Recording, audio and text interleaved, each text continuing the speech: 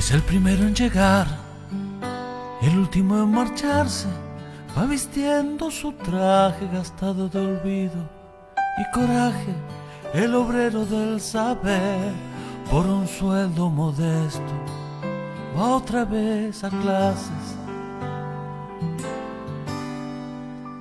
de una inmensa misión. Debe aportarle a la vida algo de sabiduría con afán de educador.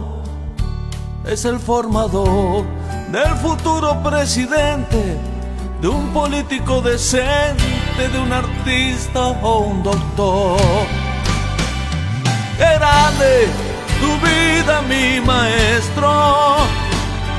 ¡Qué grande es tu grata ocupación!